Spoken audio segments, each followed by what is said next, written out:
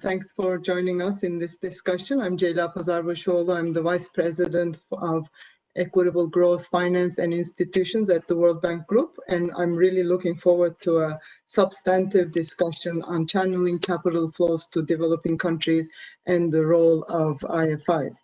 I'm joined by great experts today, and I'm going to introduce them with their current positions in a few minutes as I give them the floor. Their impressive bios are included on the event webpage, and I'm not going to go through that because then we wouldn't have enough time. So let's begin with the latest developments and trends in private capital flows. Prior to the COVID-19 pandemic, global economy was already fragile. In 2019, the global growth registered its lowest rate since the 2008 financial crisis.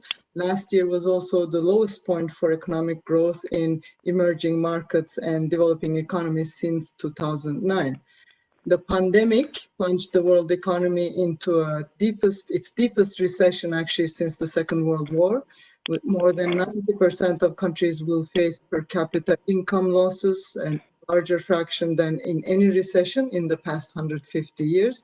Emerging market and developing economies will experience their first output contraction by about 2.5% in at least the past 60 years. As we discuss in our recently published Global Economics Prospects Report, the GEP, we expect at best a partial recovery in 2021 and lingering damage beyond next year. Like previous deep recessions, if not more so, the current one is likely to leave lasting scars on the global economy. Yet, if you look at financial markets, they seem to be looking through this year's distress. We saw a historic flight to safety in March, but since April, global financial markets have rebounded sharply. Capital flows to emerging markets and developing economies have largely resumed, even for some of the higher risk borrowers. In part, this is due to the unprecedented policy support by all major central banks. Even emerging markets and developing economies have been engaging in quantitative easing policies and also proactively lowered policy rates. Yet, as with COVID, there is a lot of uncertainty, and it's not clear how long this relatively benign financial conditions will continue.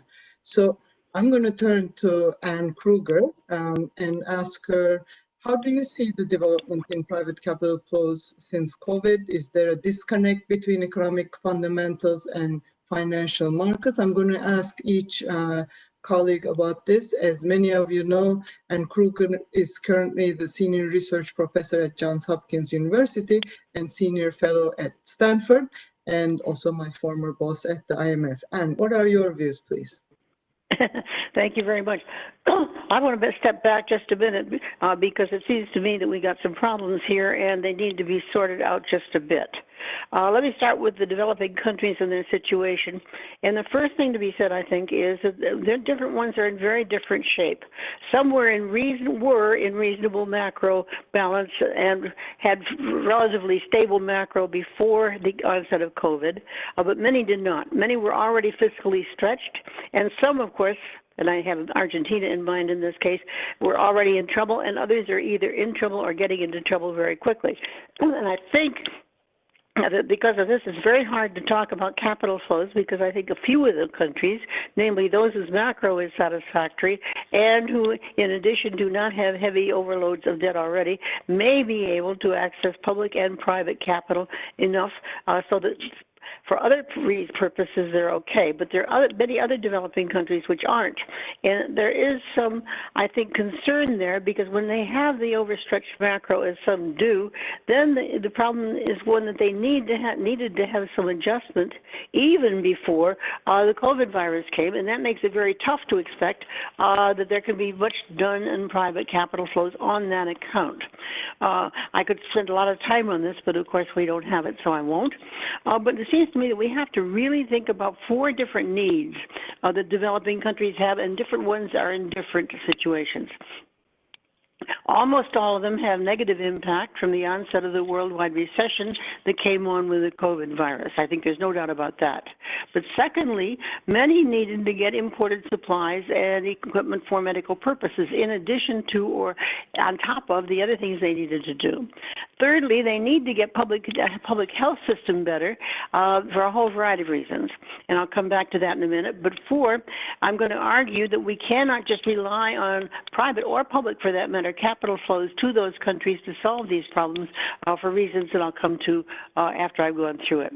Now, the problem with the public health systems differs by country, but in almost all of them, there are serious problems that are worse than those in industrial countries for a variety of reasons.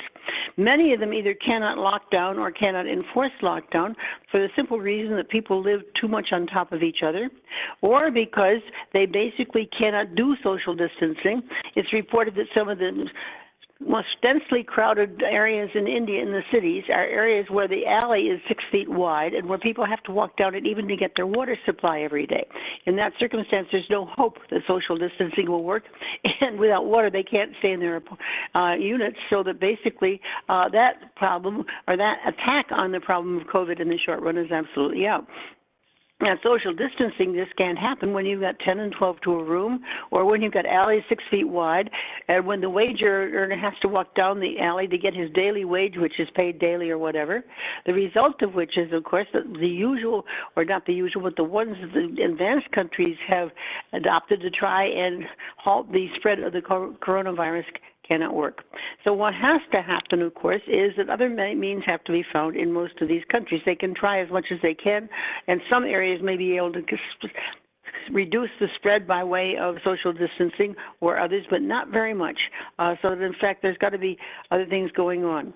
Now, the first is they have to develop more competence than they have in contact tracing and testing, because they simply cannot do that enough if they wait too long, because once the COVID virus has exploded, as it will, then they're going to be beyond the point where even good contact tracing could handle it. So the real question is, can you get that stuff started soon with tests and what have you? And then that becomes immediately a need for supplies, personal protective equipment, testing procedures, and medical personnel.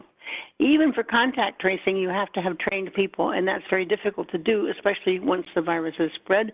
But even in countries like the United States, what was a good public health system is overstretched on this one, and even that's going to be a problem in those countries. But for all of that, the more important problem, it seems to be, and the overriding one, is that for all of the things that I just mentioned, all of the personal protective equipment, masks, testing equipment, testing supplies, all kinds of medical equipment, there is a worldwide shortage. And the risk is that all countries are going to start trying to look for money, and then they are all going to start bidding up the prices of all those things. And, of course, if that happens, it will be the rich countries that win out. So it seems to me that we cannot talk about a private capital flow solving the problem, for that problem at least, because with that private capital flow, you would just be contributing to the excess demand for what, in the short run at least, is a relatively limited supply of various kinds of necessary goods. And if everybody's competing against each other for them, the developing countries will almost certainly lose out. It seems to me that yes, there can be things done with debt forgiveness or debt, stay on debt service payments, and that might work, and we can talk about that if you're interested.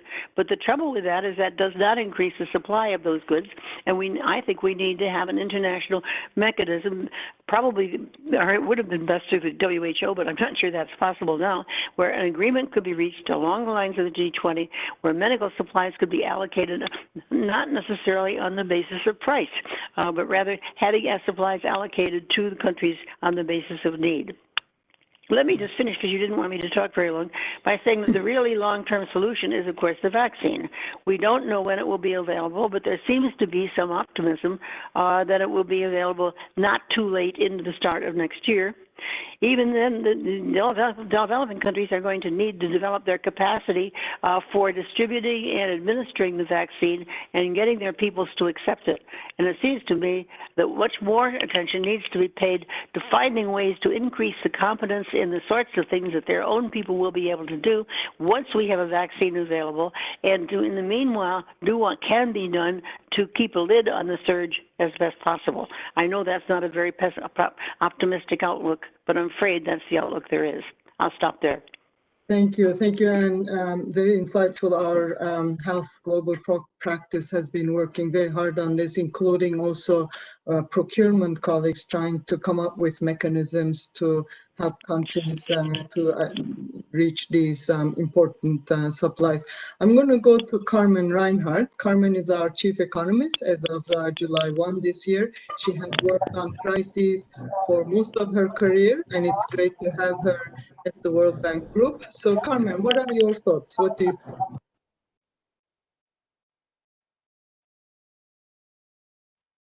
You need to unmute. Carmen. Yeah. Okay. Can't no. Okay. Can you hear me? Not you unmute. You have to unmute. Now it's good. I'm afraid. Can you hear me? Yes. I'm afraid that I'm not going to be that much more uplifting than the landscape that you set out and that Anne has elaborated on. I think there are two questions that I'd like to address. One is the issue Anne raised, which is, will capital flows, will a resumption of public or private capital flows resolve the problem?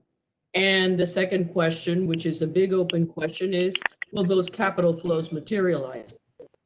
And if they do materialize, what kind of capital flows are we really talking about? I am very much in line, Chela, with your comments about the disconnect at present. You know, you have side by side what are deteriorating economic fundamentals in that can be said pretty much across the board in varying degrees, whether it's advanced economies, middle income, or low income, especially low income. But yet the markets are willing to lend. And we've seen from the very, extreme sudden stop that we saw earlier this year, we've seen some recovery. I think my view on the recovery is that it is indeed importantly driven by the ample liquidity in financial, notably in the US. It is very much a search for yield and a search for yield with a very short horizon.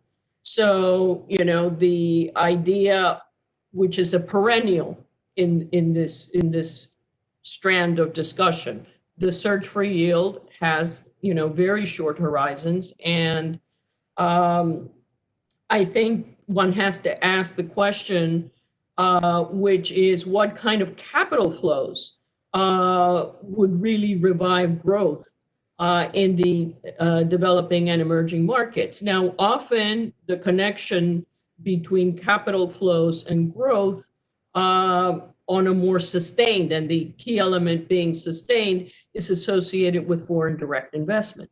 Now, in this environment of exceptional, and I reiterate, exceptional uncertainty, I don't think we're poised to see over the very short run any kind of significant increases in fixed investment, in long-term investment, and whether it's at the domestic level in the United States or other advanced economies or cross-border.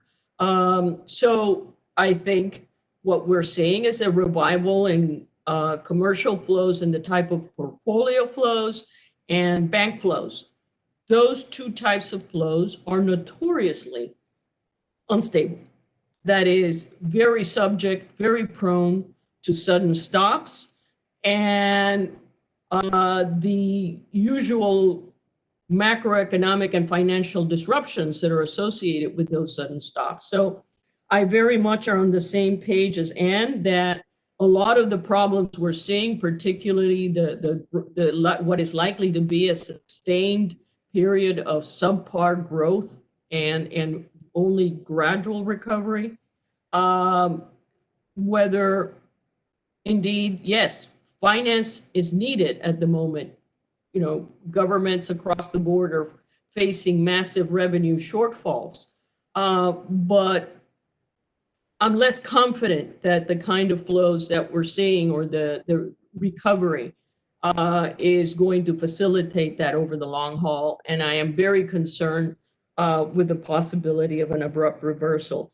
So I would like to move on to the issue of what could be done to ensure that at least some flows are of a more, no, I hate to use the term permanent, but a more sustainable and more directed towards enhancing productive capacity. And I think, you know, the IFIs, the World Bank included with its longer term view and longer term projects is very instrumental. I think the IMF has done a spectacular job in trying to fill in that big hole in the revenue collapse that countries are you know facing pretty much across the board. And it is across the board, because if you're a commodity producer, you haven't just had a COVID crisis,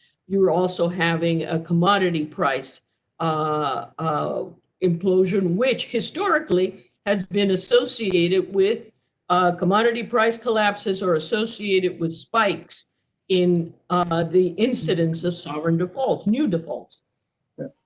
So I will not be concluding on much more of an upbeat note, I think, and we can discuss this later, but I think the risk of a new spike in sovereign defaults is there because of the growth collapse, because the fact that we have a tendency to recover, to confuse rebound with recovery. And in some things like capital flows, like private capital flows, we're seeing a modest rebound, but rebound is different from recovery in that it could be sharp, but it's not likely to be sustained. And I will stop on that note. Thank you, Carmen. Huyun Shin is currently the economic advisor and head of research at the BIS and a great expert on these issues, also a longtime colleague. Huyun, what do you think? Do you agree, or are you more optimistic? Well, let me see. I think it's been. Let me focus on another area, which well, you can judge whether this is any more optimistic or not. But the pandemic is really unusual in being three shocks rolled into one. It's a health crisis, first of all. It is a pandemic, after all. Then we had this very sharp period of an economic sudden stop, partly driven by the lockdowns, but also partly by the changes in behavior. But much more relevant for this panel is the episode that we saw in March. We saw a very sharp but relatively short-lived stress to the financial system, and capital flows saw a very sharp reversal for about 2 or 3 weeks, from the beginning of from the middle of March to early April. And I think this is a very important backdrop for us, because where I'm headed is to talk about fiscal space, because I think fiscal space is probably going to be the overriding theme for the global economy for the foreseeable future. And the reason I say that is, when we went into the crisis in March, the hope was that this was going to be, because this was a pandemic induced economic downturn, that once we shut down, we see the first wave through, and then we're over that hump, that we could somehow emerge from suspended animation. We can just stop the clock and then re-emerge. And during that period, one of the really welcome surprises was how well the fiscal authorities stepped up. And the fiscal response has been really, really very unprecedented. And this is the reason why I say it's a welcome surprise is because one of the enduring themes since the great financial crisis has been how central banks are the only game in town. Central banks are the grown-ups in the room, and somehow, central banks are bearing the burden of sustaining activity. This time around, that was not the case. The fiscal authorities stepped up in a big way, and the numbers are really very telling. In the advanced economies, the fiscal packages were very large. So budgetary measures are of the order of 10% of GDP. And then on top of that, we have the guarantees and the funding, the lending schemes, which is another 12% of GDP. So right there, you have 22% of GDP announced within a space of a few weeks in the spring.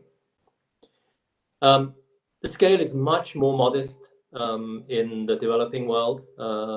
For the emerging markets, the large emerging markets, it's of the order of 3% of GDP in terms of budgetary measures, and only around 2.5% of GDP in terms of funding and guarantees. And I'll come to that because I think this is a very, very important distinction, and it's useful to ask why.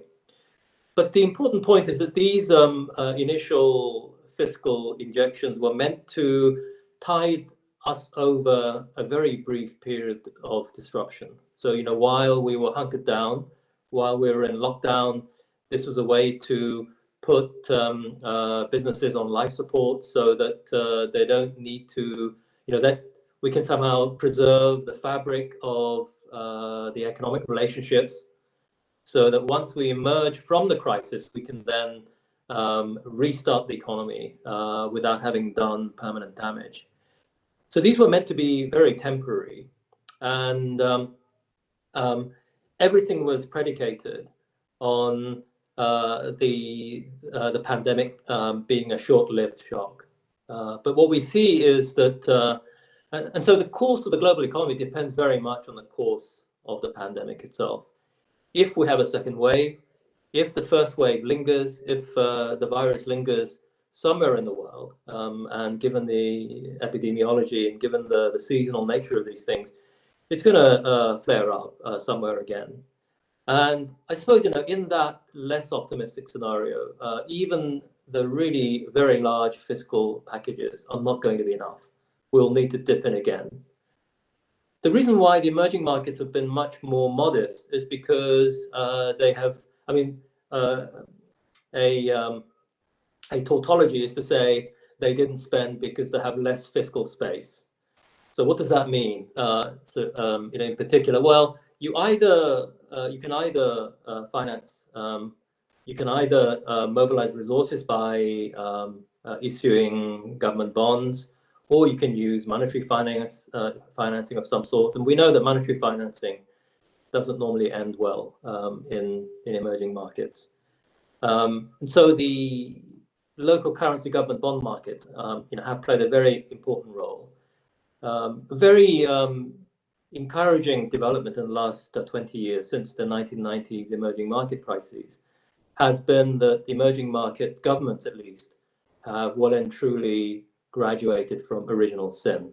Around 90% of central government borrowing in the emerging markets, in the bond market at least, is in local currency. And I think to say that there is limited fiscal space is also to say that there is limited appetite for investors in the local currency bond market to absorb additional sales. One thing which has been very encouraging this time around compared to previous crisis is that the central bank response in those emerging markets that actually suffered the 1990s emerging market crisis has departed from the previous playbook in, I think, a very encouraging way. And that normally when you have very sharp capital outflows, you see monetary policy being tightened. This time around, what we saw was that emerging market central banks actually loosened monetary policy. They cut rates, and many of them intervened in the bond market to actually restore market functioning.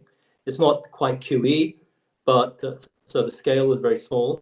But this was actually a new development, which I think was a very salutary one for us. So I think there are some encouraging signs.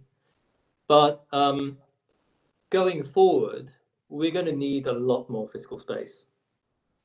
And depending on the course of the pandemic, the scale of that fiscal need is going to be, it's going to put it could actually even outstrip the already very aggressive spending that we've seen so far.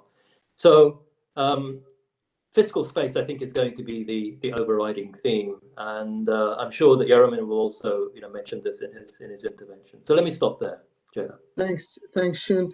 We actually have a publicly available database on cross-country fiscal space, which includes multiple measures of fiscal space, update them twice a year. And it's very true that fiscal space was limited before the crisis and is much more constrained now. And together with the IMF, we called for debt service suspension for the poorest countries because of this exactly limited fiscal resources to deal with the critical health and economic spending, the health spending that Anne was also mentioning. And so far, 40 countries have participated, and this amounts to a fiscal space of about 8.7 billion for the period May to December.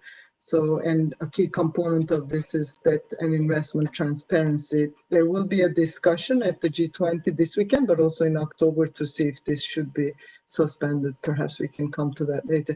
I'm going to go to Pierre-Olivier now. Pierre-Olivier Gourinchas is a professor of economics at Berkeley and another very impressive expert. So what are your thoughts, Pierre-Olivier?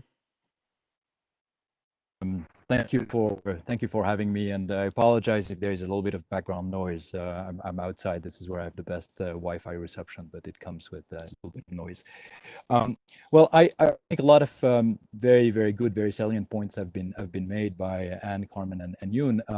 Let me sort of present things maybe in a slightly different light. Although on the whole, I'm not going to disagree at all with the general message here. The first point I want to make is when we look at developing countries, there is of course tremendous heterogeneity, but the economic shock is huge. I mean, the latest WEO projections tell us we have a swing from of about 6 percentage points in growth between 2019 2020. It's tremendous blow. It may in fact be bigger than the health shock, at least at this stage in the pandemic, and again with enormous variation across countries. But the economic impact has been first and foremost.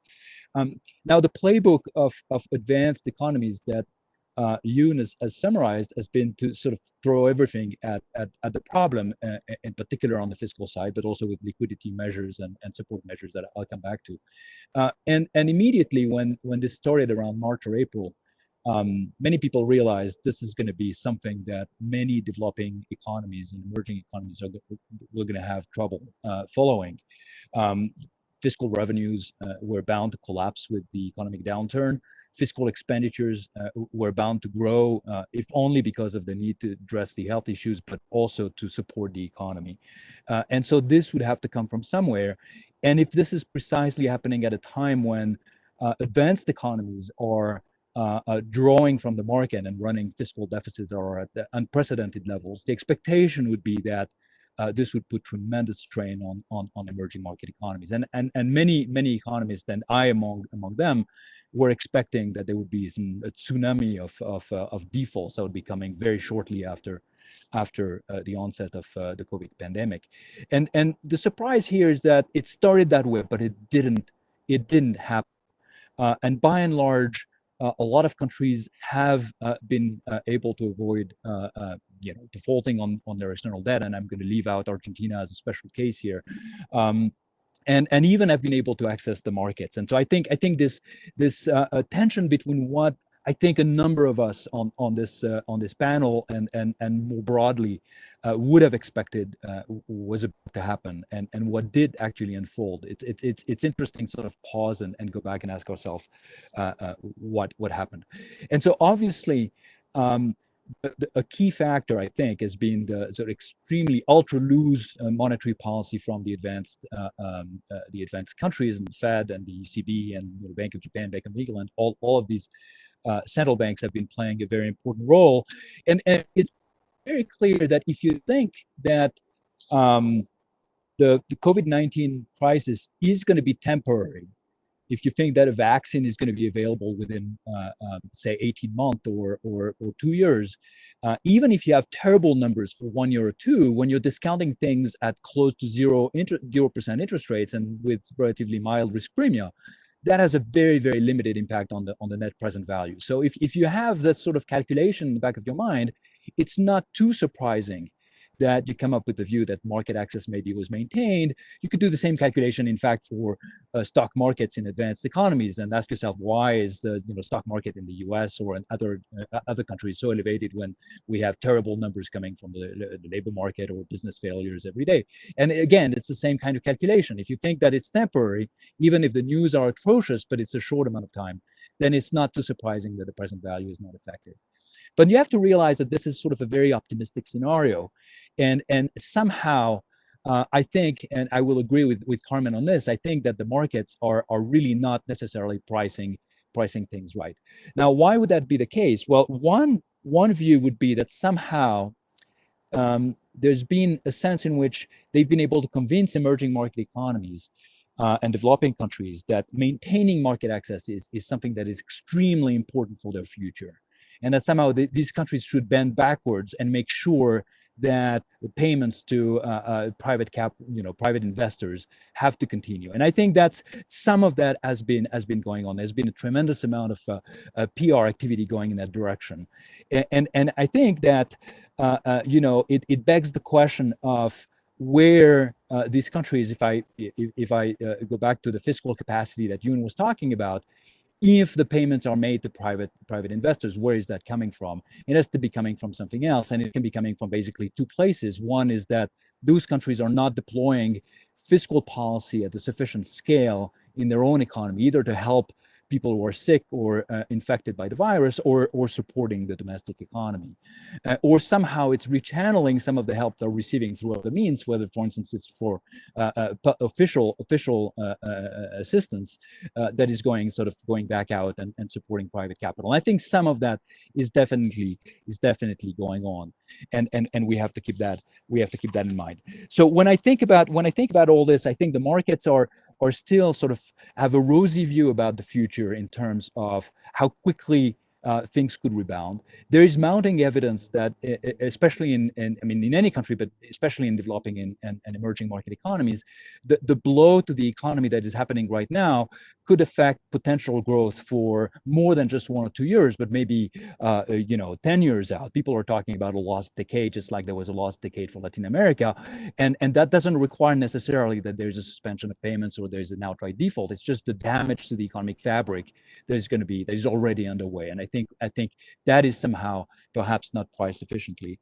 and so the reassessment of the risk, I think, is going to be coming, especially for countries where we'll come to that in the second part of this panel, I'm sure, but where the amount of involvement of official assistance and official flows is just not on the scale that is sufficient to somehow ensure private capital flows. And so at some point down the line, I fully expect that the issues that were raised early on, but somehow surprisingly were not realized, and that was sort of a good news in a sense. We'd rather not be in a wave of sovereign defaults right now.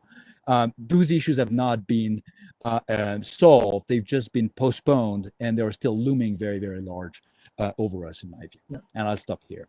Yeah, thank you, Pierre-Olivier. Very much issues that we have been discussing among ourselves as well, of course, including with Jerome. Jerome Zettelmeyer is Deputy Director of Strategy, Policy and Review Department at the IMF, and another longtime colleague. The issue of bringing the private sector to many of these initiatives have been very much on top of our minds. Over to you, Jeremy. What are your thoughts? Thanks. So I'm afraid this looks like it's going to be one of these awful panels where everyone basically agrees. And so at this point, it's very difficult to say anything original at this point. So what I thought were edgy remarks on my side now read more like a summary of what is said. So, but maybe there's some value to that with my own little spin. So I want to make basically 2 points. So one is uplifting and the other one is the opposite. So the uplifting point is that this is really not being your typical emerging market crisis. So EMs have been hit by multiple severe shocks, including a brief sudden stop in capital flows in March, like you said. But subsequently, something extraordinary has happened, which we really have not seen in many emerging market crises, which is that external finance has started to act as a shock absorber rather than as an amplifier. So that sort of defies past regularities. And why is this the case? Well, because of the Fed, okay? So emerging markets were really lucky that this is a global shock. It's not just an emerging market shock. So the advanced countries get to react to in a massive way, and those spillovers help emerging markets. It doesn't mean sort of that the old laws of emerging market crisis no longer apply. It just means that you have to have this very massive sideshow from an emerging market perspective, which is the advanced markets, and that has helped them. Now, it has had an enormous beneficial effect, though, and so if anything, I think this has been not played up enough, which is that given continued access to debt finance, macro policy reactions in EMs have in fact looked a lot like policy reactions in advanced economies. So Hyun pointed this out for monetary policy. It's also true for fiscal policy. Now, it's true that we haven't had fiscal expansions of the same scale as an advanced country. So there has been less fiscal space, but there has been some fiscal space. And I would put the difference between AEs and EMs as maybe not being quite as dramatic as Hyun put it. So if you look, say, at cyclically adjusted primary balance projections over the year, the difference is not, it's not like a factor of 4 or 5. It's more like a factor of 2 or so in the ability to respond countercyclically.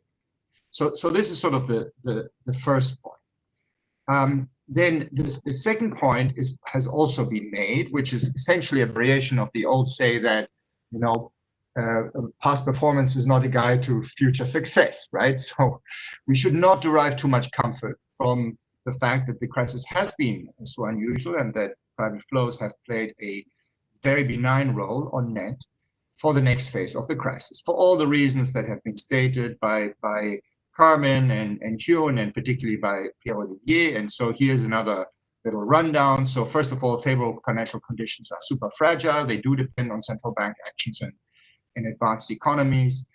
So, you know, one possible scenario, for example, is that advanced economies start recovering before EMs do, and then you could get a temper tantrum type effect.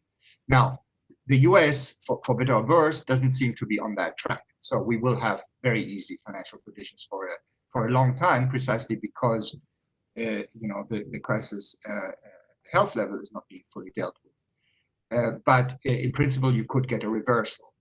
Then the other obvious argument is that even at unchanged financial conditions, so everything staying super easy, the room for extra market borrowing is much lower now, following the first round of fiscal responses. So simply having a low interest rate doesn't help you forever, right? You're going to hit your debt ceilings at one point or the other, and this is the point that Jayla made about fiscal space running out. And then the third and most serious point is that, you know, as this crisis persists, we are going to, you know, just the availability of finance is going to, you know, play less and less of a role because solvency problems are going to come to the forefront in an increasing way. And so how can we deal with all of this? So now maybe stepping a bit into sort of the policymaker or IFI role. So, you know, the first two, namely making up for a reversal in financial conditions or helping countries deal with emerging market development countries deal with lack of fiscal space, sort of that is in a sense classic IFI territory, right? That's what we're good at. And we still do have firepower. And, we're just getting going. The World Bank and the IMF, they're going to be there for you. And so, we have some optimism on this. On number 3, the solvency problems. Of course, this is where we kind of run out of tools, right? Because they are defined as essentially the type of problems that cannot be addressed through a combination of fiscal adjustment and extra finance. And so we're going to need debt restructuring. And so then the question is the financial architecture set up to do that? And the answer, which I'm not supposed to give now because we have another round in the discussion, is it depends on the depth of the problem. And here, frankly, I still don't know how bad it's going to get, right? Because my initial instinct was exactly like Pierre-Olivier, that, we are back to the 80s. This is going to be like a systemic debt crisis in 5 minutes. But it wasn't. It wasn't. It was there was a surprising amount of resilience. We do have quite a lot of deep debt problems we're dealing with, but it hasn't been sort of this big wave of defaults. And the question is, is it yet, or can we get through without it? And if we do get more, how do we address it? Yeah, this is exactly the point that would be really great to discuss now, because as you say, this crisis is different from many other crises that at least I've seen in the last, 30 years that I've been working, because usually you come to a crisis, you kind of know what wreck you inherit, you design a strategy, good or bad, and you deal with it. Here, it's very difficult to know what is liquidity, what is solvency, who's going to be viable. It all depends on, like what many of you said, how long this crisis goes on. But it also depends on, people's expectations, behavior changes, consumer preferences, and all. So it's very difficult to know exactly how much of this is a liquidity problem and who or what has a solvency issue. And firms that appear illiquid or countries that appear illiquid may become insolvent after a while, depending on how widespread the bankruptcies are. And the banks came to this crisis with buffers, but banks' balance sheet will be impacted, and I'm sure we'll hear from Hyun on this. Because especially in EMDs, we don't have insolvency regimes. These are very weak. So, this could trigger potential financial market stress, and it becomes very difficult to disentangle. So I guess the question is, this has started as a health crisis. It turned into an economic crisis. We have to do whatever we can to make sure that this doesn't turn into a financial crisis, but inevitably, I think it will be the case in some countries. So the question is, what can we do, and what can international community do? Jeremy, you started talking about this. Perhaps I could turn to Anne, who has held very important positions both at the fund and the bank, and ask the question of how can the international community help mobilize private capital flows? And if these are not enough, what can the international community do to close these financing gaps, as you mentioned earlier as well? You want me to go ahead on that? Please. You want me to go ahead on that? Yes, please, Anne. Oh, okay. Well, let me react to two things. First, it seems to me, at least in my judgment, that most of the other panelists are downplaying a little bit, at least, the fact that in most of the developing countries, the COVID virus has not as yet had the impact on economic activity that it's likely to have. I tried to stress what isn't there, but what isn't there by way of ability to cope with a thing in the short run, I think means that we are going to see more countries with more difficulties quite quickly, and that is going to feed over into economic activity in the countries affected, with or without capital flows, with or without anything else, simply because we are going to see a large number of very sick people before things turn around. The sooner sooner the vaccine comes, the better. The sooner other things come, the better it can be mitigated. But it seems to me that in the short run, it's not. I don't think we're going to see very much private capital, almost no matter what, in most of the countries, because indeed we're going to see the COVID virus getting worse, and they're going to be seeing how difficult it is to cope with it in those circumstances. So the first part of my answer would be that. The second part of the answer would be, of course, we already had the initiative on the standstill on debt servicing for the least developed countries, and that clearly can be of some help. There can be more of that. How you get it on the private side, I have no idea. As you know, I earlier on thought that we needed to get an international sovereign debt restructuring mechanism, but quite clearly the private sector thought it could handle it quite well. But now that we are in the midst of this, I'm not at all sure they will continue thinking so. And yet without it, to see a clear-cut way to handle what I think is going to be forthcoming is going to be very, very difficult. You mentioned Argentina, but India doesn't look that far off some kinds of problems. Turkey doesn't look that far off some kinds of problems. Zimbabwe is already there. So are several African countries, not to mention Lebanon. When two or three of these have difficulty quickly and they make the headlines, it's very likely that others will follow, I think, in the same kind of pattern as happened in 1998. So I worry a great deal about this, but in terms of what can be done, I think the main thing is to address as best one can the problem of getting the supplies and the personnel and other things going to at least reduce to the extent possible the impact of the COVID virus on economic activity. It's big and it's going to get bigger, and there's going to be less than developing countries can do about it than in the U.S. And even here, the lesson seems to be that if you let up too soon and the surge starts growing again, economic activity is going to falter almost no matter what else you do. Let me stop there. Thank you. And yeah, fully agreed. We do see developing economies starting to show some of them are actually in very difficult situations on the health front. On the role of debt service moratoriums, Pierre-Olivier, you've written on this, you have a proposal out. What do you think the role of this in easing liquidity pressure? How effective are these or any other types of options in bringing in the private sector in particular? Well, you know, as I was arguing earlier, and as many people have mentioned as well, you know, the need to secure or sort of strong arm more financing from the private sector hasn't arisen yet, but it doesn't mean that it will not. And I worry tremendously that we're going to get into a phase where a number of countries will find it increasingly difficult to secure additional financing or to roll over existing financing. And that could be because, as Yomin mentioned, could be because some of the advanced economies are sort of moving ahead and somehow capital flows responding to that redirect themselves.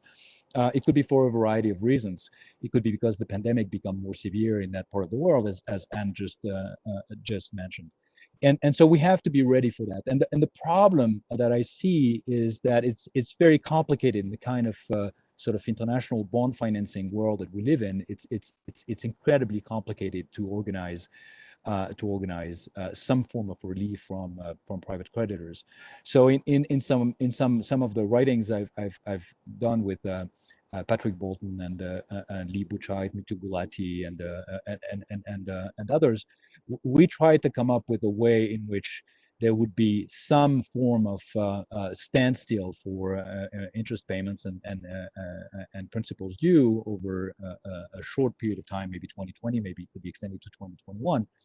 And really the basic idea was that this would provide much needed relief. I mean, even if we think that markets currently have access, that additional source of funding would be much needed in many of these countries.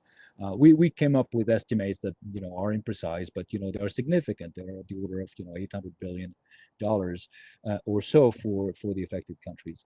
And so the issue there, I think, is one of coordination. Is that when you actually talk privately to some of the private investors, they tell you that they would not necessarily oppose something like that if it was on the table. They would comply, but if they are left to their own device, they are never going to be able to argue that they should do any form of relief, and they will sort of claim that fiduciary duty will prevent them from doing that, etc., even if they understand perfectly that it will improve the situation of the afflicted countries in a way that would also be beneficial for their bottom line. So I think there is a role for the global community, whether it's the G20, the IFIs, et cetera, in really taking the mantle here and taking the leadership and saying, we need to do this, we need to impose this, we need to move in that direction. And that's something that I think the private sector secretly, or maybe not secretly, will not necessarily oppose. And it has to be coming from the authorities here. It can't be left to the self-organization. And again, this is not going to solve. This is not a substitute for a sovereign debt restructuring mechanism. This is not going to solve deep, severe solvency issues that some countries are bound to experience with this crisis. This is going to happen. Some countries are going to have severe debt restructuring. But precisely as you argued, in a state of deep uncertainty where we don't know, maybe, who knows, suppose a virus comes along, suppose it can be distributed, et cetera, et cetera. Think about the good scenario. We don't want to push countries into restructuring when they don't need to.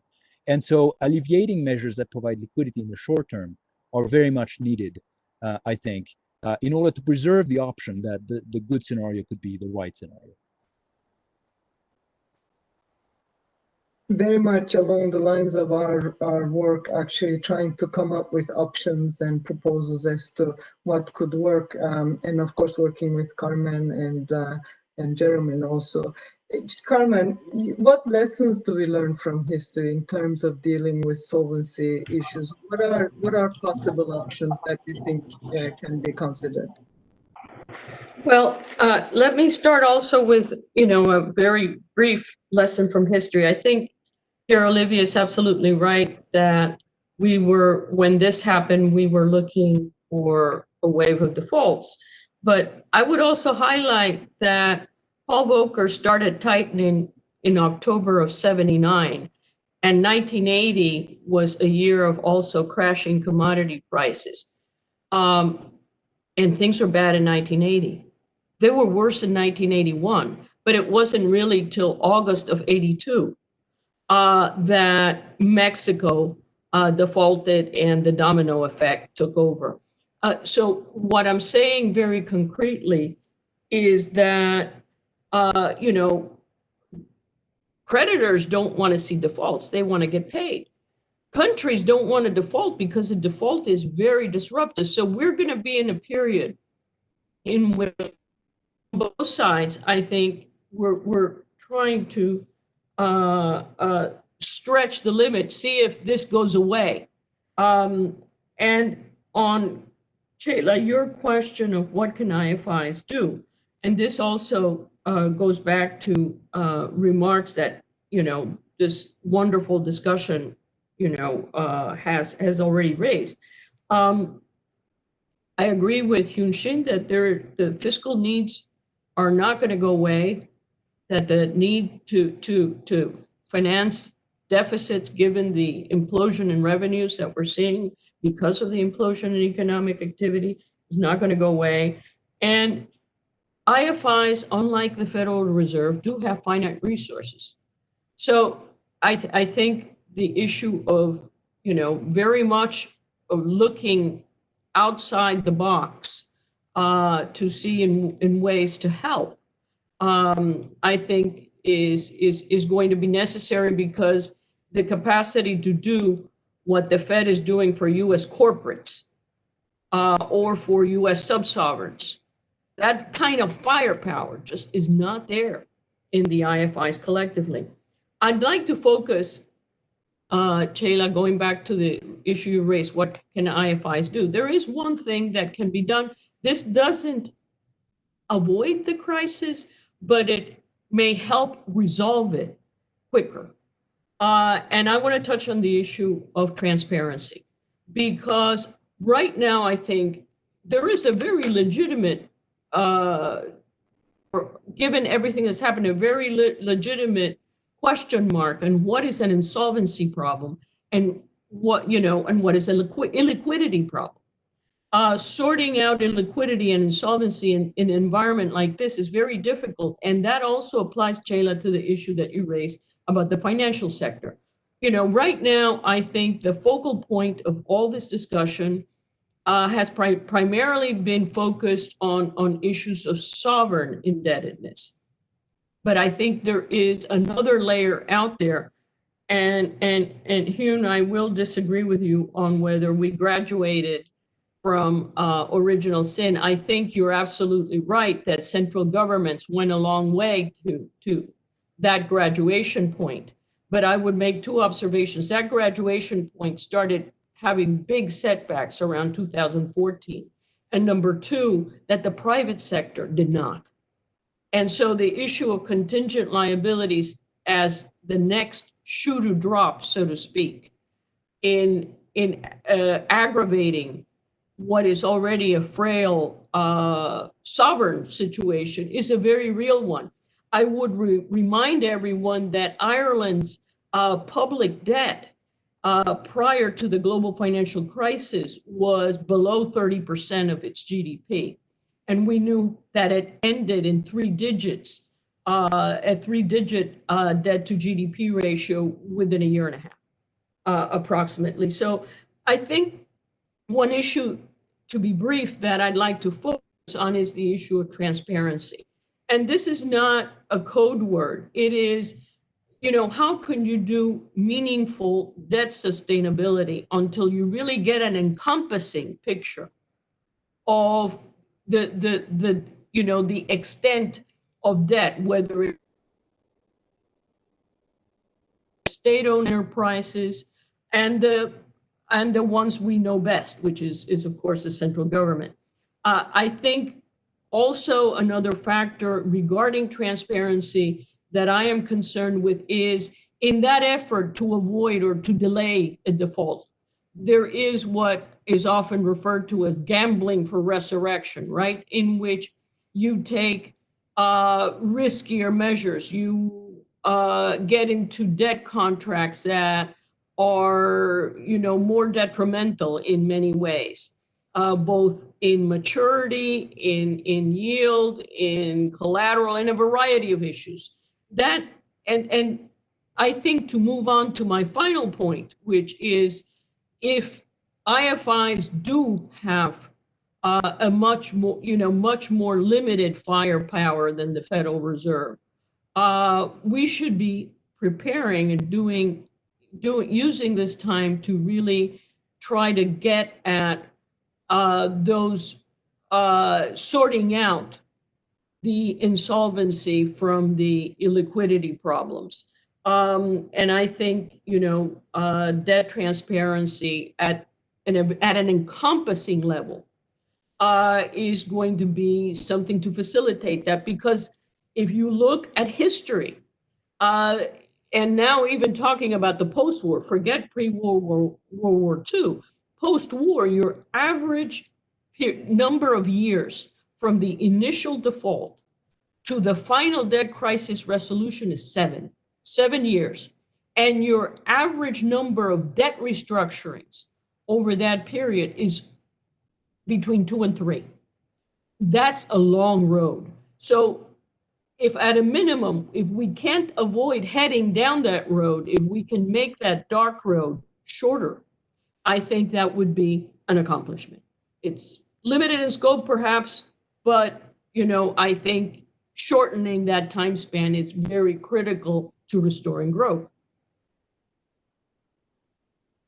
Very much so. And we have joined forces, of course, and we have been publishing as much as possible information on the debt of public and publicly guaranteed debt of countries. So this is in our website, both in terms of the debt suspension initiative, but much more broadly. So really trying to do our part to increase transparency as much as possible.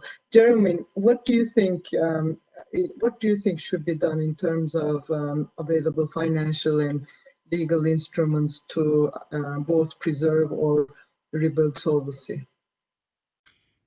Okay, so when it comes to preserving, I think what what comes to my mind there is essentially the type of phenomenon that Pierre Olivier's proposal responds to, right? So, so there could be another more persistent, more damaging sudden stop that would have fire sale qualities, so it could actually undermine solvency. And if that were the case, we may need stronger instruments to deal with it than, for example, the DSSI, that the Debt Service Suspension Initiative, that took a voluntary approach to the private sector that has not had much impact.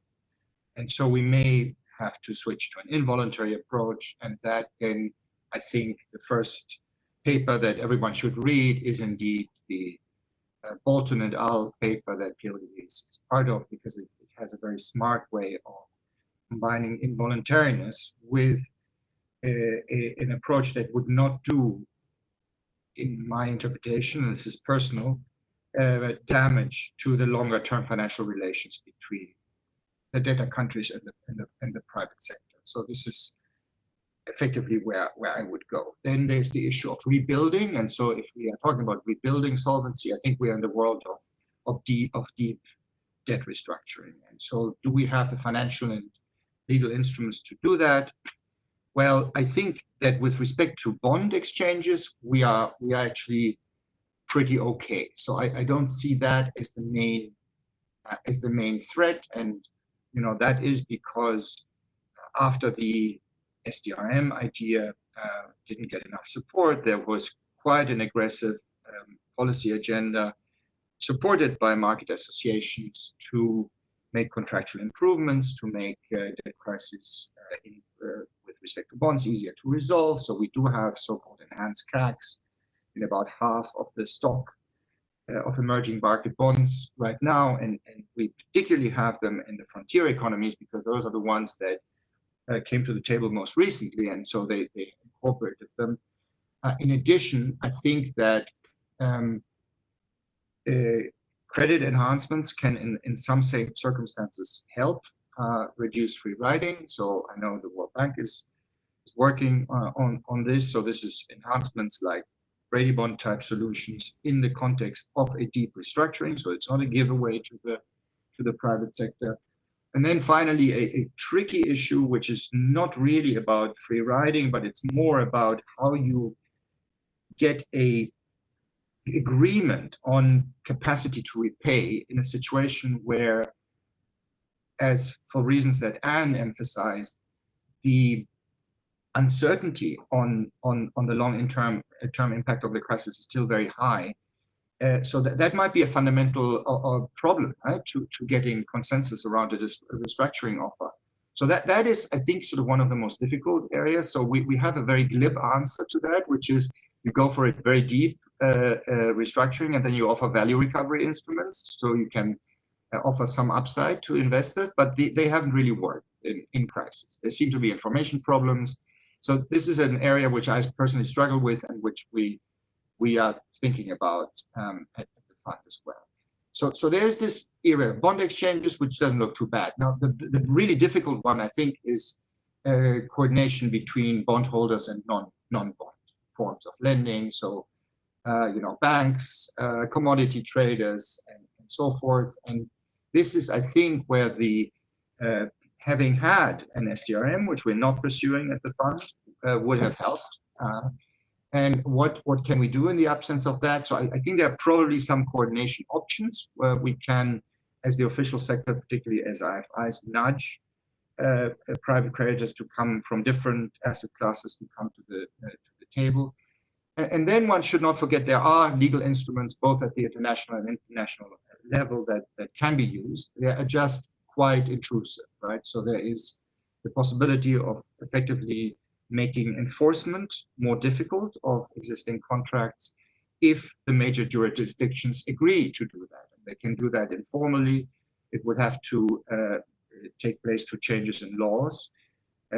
Or they can try, as another idea that is part of Pierre Olivier's paper, to declare a state of emergency with the hope that this will influence the court. So there's an array of options there, but this is really kind of untested territory. And the main limiting factor there, I think, is political consensus. So they require basically consensus among the major jurisdictions issuing sovereign bonds, and to be more intrusive. And we are certainly not at that point where that will be forthcoming.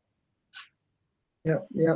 Huyon, do you have any thoughts as to how to incentivize private institutions? And I'm going to also build in some of the questions from the floor. So perhaps, I mean, this is not going to incentivize, but capital flow measures. So there's a question about in terms of inflows and outflows. You have done a lot of work on this, so if you can address that, as well as role of central banks in strengthening international coordination during the next phase of the crisis. So over to you. Yeah, so those are good questions, and I think I was actually planning to tie in those elements. So JLo, you and I will be at the G20 meetings later this week, where all the issues of the debt service suspension initiative and other restructuring initiatives will be discussed. The restructuring issue, will eventually have to be resolved, both for the private sector borrowers as well as for the official borrowers.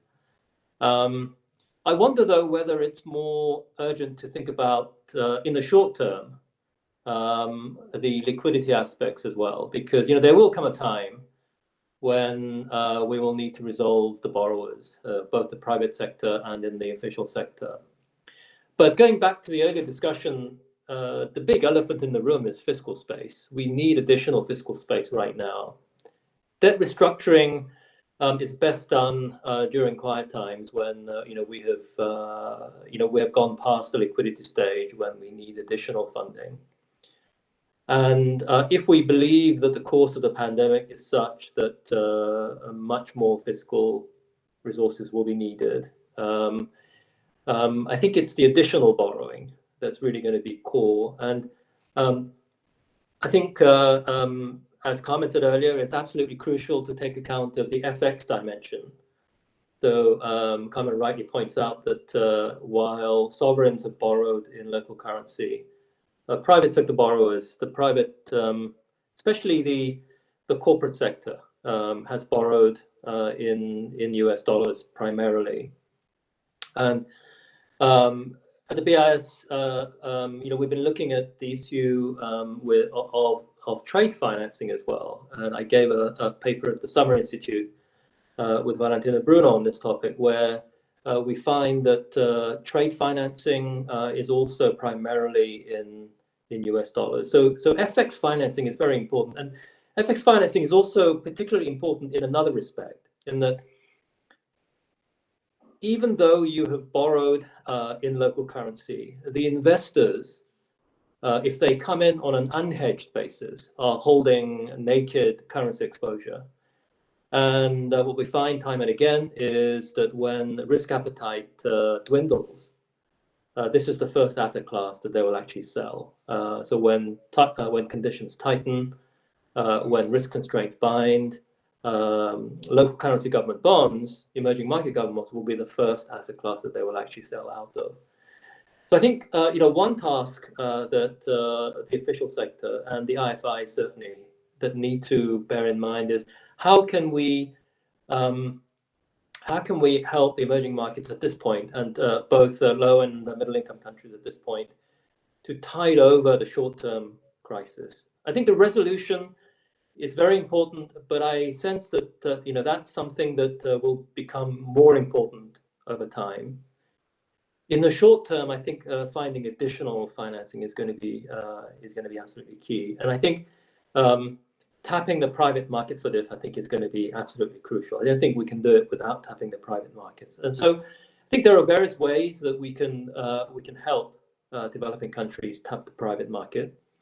So one way would be to make sure that everyone, the emerging markets, developing countries have enough FX liquidity, so that as the capital outflows happen, you can intervene to cushion the depreciation.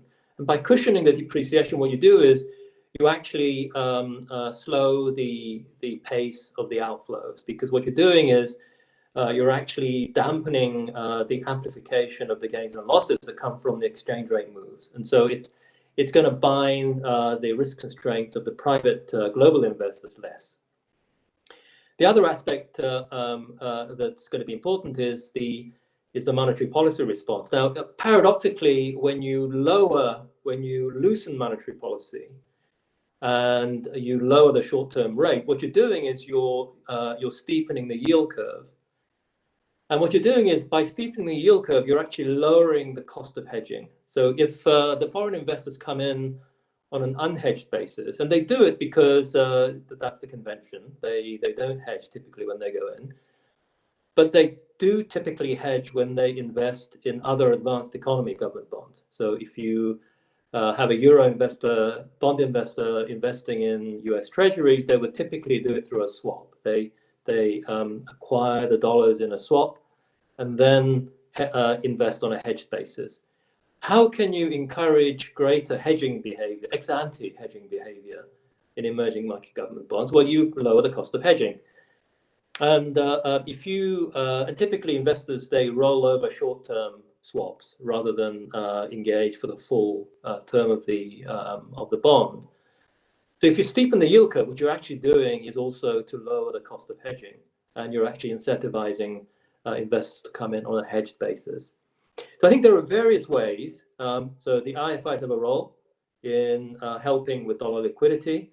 The central banks have a role in using monetary policy in a way that cushions domestic activity, as well as to lower the cost of hedging for foreign investors. And of course, the solvency issue will eventually have to be addressed. But let's not forget the importance of the short-term liquidity issue. And I think this is probably a big theme that we'll see going forward. Very much agreed. I'd like to come back to Anne, because you mentioned SDRM. Jeremy mentioned it, although he qualified very quickly that this is not being thought at the fund. So I just wanted to ask Anne if you think there's a need for a new debt restructuring framework, and if now is now the time to think of a mechanism, or what else are our options? Well, of course, it's my opinion that for quite some time, the world has been in need of a good sovereign debt restructuring mechanism. On the other hand, whenever the world gets one, it's going to take a couple of years to get there. And I don't think that we can have much hope for it to do anything about the current crisis, even if the current crisis lasts 3 or 4 years. The trouble is that when there's no crisis, nobody has enough incentive to do it. And when there is a crisis, everybody says, oh, yes, you're going to help X, where X could be Zimbabwe or Venezuela or whatever. And meanwhile, then the creditors don't like it at that point, even though they might have gained from it if they had an advance. So I'm not really sure what the answer is as to how to get there. It may very well be that it's going to take some kind of another uncoordinated, chaotic effort as things come up this time before the people of the world, both in the public and the financial sector, recognize that it would be in everybody's interest to have such a mechanism. But as to what help it will give within the foreseeable future, I think we have more hope for a vaccine than we do for that over the next 2 years. Yeah, I think I'm afraid you are right, and I just I want to talk about maybe looking forward. We have actually a publication, Global Waves of Debt, which shows that we had a first wave in the 70s and 80s in Latin America and low-income countries, then the second wave in the 1990s, which ended with the East Asian crisis and its aftermath, and then a third wave in the 2000s that ended with the global financial crisis. And in 2019, we said, well, this is the crest of a fourth wave of a global rapid debt buildup. And actually, this is, I don't know if I can show it, but this is the title of the book, the cover page of the book. And, you know, it looks now in 2020, this what looked like a big wave now looks like a tsunami with all the results of the stimulus and plunging growth. So the question is, how do we put incentives for avoiding these types of huge waves that really, as Carmen said, brings a lot of losses in terms of output, potential output even. So I'm going to turn to Carmen and then each of you in terms of how should debt markets look going forward? What can be done now or in the near future to have better results for countries? Carmen, over to you first. So, can you hear me? Okay, Yes. so what I in a very self-serving way, I would like to start with this time is different. I think these waves are actually important. I mean, I think the financial / human interaction is it's really important. You know, you set the seeds of crises often during upturns or outright booms. That is when the optimism, and this is, I'm not talking about a distant past. I mean, what we opened on today, the disconnect issue, is very much the view that the bad shock is temporary, right? You're looking beyond, you know, yes, the numbers look really atrocious at the moment, but it's going to be better. And on the borrower side, you know, I hear policymakers congratulating themselves on the fact that their auctions are oversubscribed. And on the creditor side, you know, the yields are very attractive in a zero zero interest rate environment. So it in terms of financial architecture, I don't think band-aids are going to do the trick. You know, there are better ways of obviously of managing capital flows during, especially managing capital flow inflow booms, which is far from the problem earlier this year. But I think at the global financial architecture, the period where we had the comparative stability, and take it with a grain of salt, we had fewer banking crises, we had fewer of these capital flow cycles, and relatively calmer period in terms of debt restructurings was, you know, from the end of World War II and the 1970s, roughly a period that was characterized by very broad brush umbrella of quote unquote financial repression. You had capital controls. In other words, capital mobility, which we haven't said the word capital controls in all this discussion, were the norm. Now, I can rattle off reams of papers highlighting the distortionary effects, the,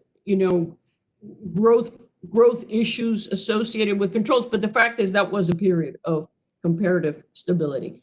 However, I would say that human nature and the booms and the busts and treating good shocks as permanent and bad shocks as temporary, which is what we're seeing now in, you know, in the market sentiment, has been with us from as far as the eye can see. So I'm not wildly optimistic that without that overarching architectural change, and World War II facilitated that, okay? Maybe COVID will too, I don't know.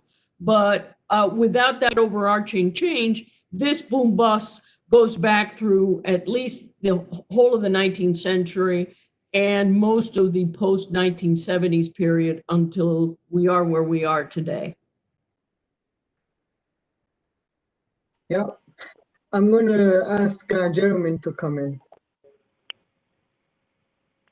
Okay, so you can think about what could change structurally to avoid these boom-bust cycles, and you can think about what policies should do while the structure continues to be bad, right? So when you think about what to do structurally, there are essentially two types of answers. One is to say, look, we need to change the structure of capital flows in ways that make them more sticky, less likely to reverse, make them share more risk. So this is effectively, you know, the agenda that has to do with promoting equity-like instruments, GDP-linked bonds, commodity-linked bonds, value recovery instruments in debt crises, also the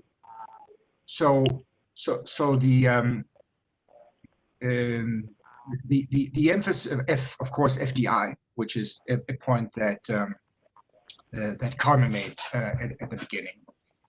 So this is one class of answers. Another class of answers is to say, look, at the end of the day, if your financial markets are deep enough, you will not have to worry, right? So the advanced economies do not have the same type of problems with volatile capital flows that emerging markets do, and it was not because Germany started issuing lots of GDP-linked bonds.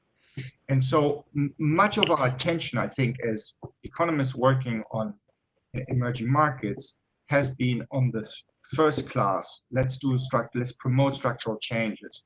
And in my sense is that we have been relatively unsuccessful, right? We have not been able to convince either policymakers or financial markets to move very hard in this area. Now, I'm not saying we should stop trying, but I'm saying that probably the application of some of these innovations is narrower than we initially thought. And so ultimately, you know, the long-term holy grail is financial development in a broader sense.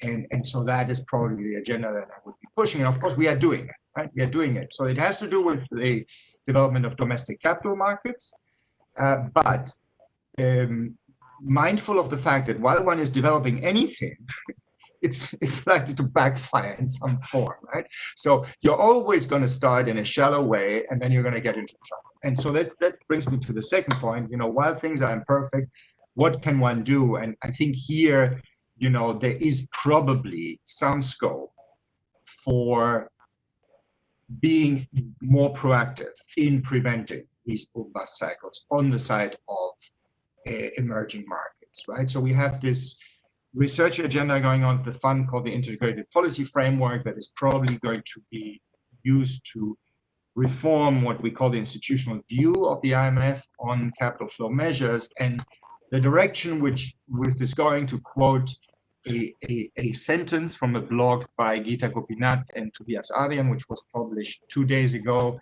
is, I quote, "To prevent excessive volatility over time, prudential capital flow inflow measures can mitigate overborrowing in good times and excessive deleveraging in bad times." So there you go. You know, this is at this point the private view of two heads of departments, but I think the fund is probably going to move in that direction. It's like the capital counter-cyclical buffers, right? In some sense. Pierre-Olivier, any thoughts?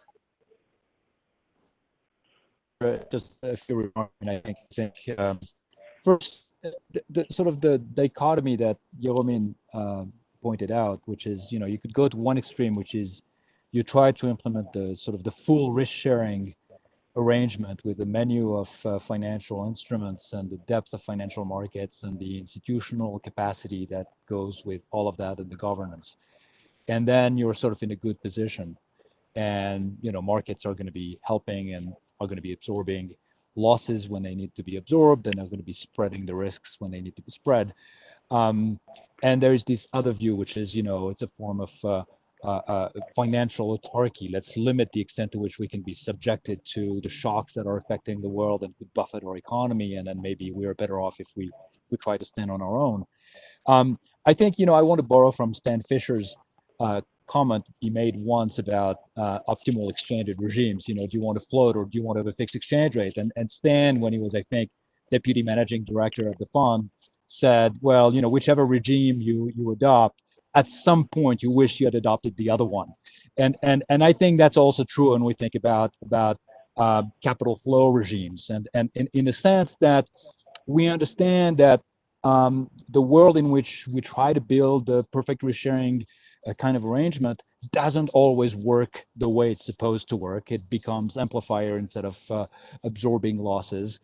In fact, when you look sort of more systematically and try to find evidence that financial integration has been a powerful engine of growth and development, it's certainly true at the domestic level. There is very, very convincing evidence, empirical evidence that's true at the domestic level, but international financial integration, there's much less evidence of that compared to, for instance, trade integration and other things. But we live in a world in which there is financial integration. We're not going to roll back that clock. And financial integration is needed to achieve some forms of trade integration. I mean, you know, there's a famous saying that global supply chains are, you know, payment chains in reverse, and that's true. It sort of comes with financial contracts, and it comes with linkages that we have to take into account, and one doesn't go without the other. So I think we are not in one of these extreme views. Neither is desirable. Neither is a good representation of the world. We're in this sort of middle of the ground, where we have to have an incremental approach. We have to think about the instruments and how they work and how they operate. And I think this integrated framework that Jeroen alluded to is the right way forward. It's sort of dealing with the Harburger problem of having enough instruments to deal with enough objectives that we want to target. And within that incremental world, we'll still go through, I think, cycles, because human nature, you know, Carmen alluded to that, human nature is, and periods of relative, lull and calm on financial markets will lead financial regulators and markets to become more complacent and to relax things and to see how far we can go until we get some retrenchment. And then at some point we might overreact in the other direction. So I think within that space, I don't see any major evolution, but designing and understanding better which kind of instruments work when is actually first order. And so I think the view of, you know, trying to understand whether you have deep financial markets or shallow financial markets, whether your monetary policy transmits well or not, what kind of currency invoicing you have, and therefore, you know, going back to you, the kind of exposure you have to FX risk coming through what the firms are doing, what the banks are doing, what kind of trade credit you have. All of this is needed, and we're sort of in that phase. But I don't see any major sort of intellectual direction that we could go and somehow would offer a different perspective on this. Yeah, very good. So this was really excellent discussion. We are running out of time, so I'm just going to quickly wrap up. I'm not going to summarize because they were really great ideas, and I took fully at heart what Anne mentioned, which is this is just starting in emerging market countries and developing economies, and it's really critical that we address these issues as soon as just now, actually. So there is a need for huge collaboration internationally and supporting countries. I remember in 91, the global recession, there was a huge credit crunch in the US. That's the year I actually started at IMF. Then we had the exchange rate mechanism crisis in 92, then many recessions in European countries, the Nordic banking crisis, and there were different episodes, 98, 2008, and so on and so forth. And each time, after a 1 year kind of calm period, we then got the big blow. So my key concern is that hopefully this time when it looks like things are relatively calm, we don't end up with a major wave again as in the previous 3 waves. And I think there is huge need for international collaboration, as well as debt transparency, as Carmen said, debt restructuring transparency, so that if we get hit, that we can actually hopefully reduce the time and reduce the pain that goes with these difficult episodes. So I'd like to thank everyone for participating and listening. This was really a great discussion. I wish we had more time, but thanks again, and looking forward to continued discussion. Thank you. Thank you. Thank you. Thank you. Thanks, Thank you everyone. very much. Thank you. Thanks, everyone. Bye, everybody.